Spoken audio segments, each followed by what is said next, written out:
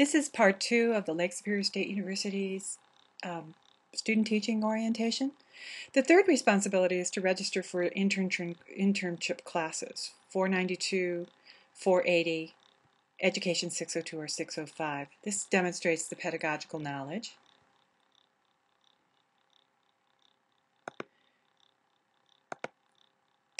The 492 internship is actually the actual teaching internship in the different classrooms to which you are assigned. The 492 DRFs are on task stream and the requirements are listed there for you and explained. There are no on-campus class sessions for this internship. It also includes your writing of a teacher work sample over a 2 to 3 week unit. More information about that is on the education website. A professional teaching e-portfolio you will be designed, and this actually is graded. The 480 seminar, though, is bi-weekly, every 2 weeks meeting or a schedule to discuss current issues in teaching and learning. This could be a seminar style where you meet every 2 weeks or a hybrid online style of course format. It's an area-wide meeting places or online, and a letter grade is assigned to that as well. Part 2 of the internship orientation includes what do you take in the fall, the action research class, which is an on-campus graduate class meeting in August and November. There's a textbook required, and you can read the requirements here. In the spring, however, there's a graduate course in curriculum development. There will be textbook syllabus assignment emailed to you sometime soon. On-campus class meetings are in January and April, and there's online support through Pronto and WIMBA. It's extremely important throughout your internship that you maintain a task stream, an active task stream subscription. Also, completing criminal history checks is an important part of your internship, and I believe that you're familiar with this based on what you've been doing in your field work.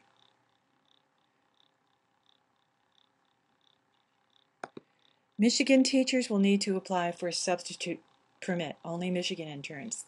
If you have are you assigned in the Eastern UPISD substitute teaching application, you can access through that link. And Michigan interns must apply for a substitute permit through the school district of the teaching placement. You will need, because of liability issues that often come up during student teaching, you will need $1 million liability insurance. We feel that option 1 is probably the best option, and the cheapest option is becoming a member of the Student Michigan Education Association for about $30. You'll have classroom liability insurance up to $1 million during your student teaching, among other benefits. The second option is you can secure a rider to your private insurance company. In either case, we will need evidence that you indeed are either a member or that you have a rider to cover this $1 million liability insurance. We need you to be sure that you reactivate and use only LSSU email accounts. Call extension 6677 to reactivate your LSSU account if you need to. Remember, when contacting anyone in your internship, you need to use your LSSU account. Hotmail and other things will not work at times. Your grammar and spelling is important. Please do spell checks. And your professional dispositions and courtesy in writing and approaching the subject is extremely important.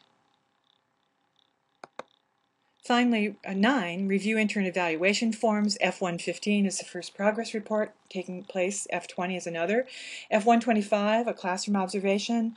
F130 is perhaps the major form for evaluations. F302 is the evaluations of professional dispositions.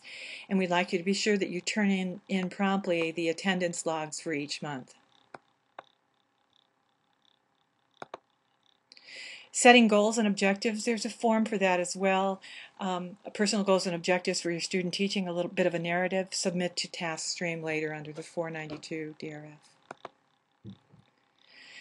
How will my teaching be evaluated? Well, here are the professional standards for Michigan teachers that I'm sure that you're all familiar with. There are 7 of them, 4 here and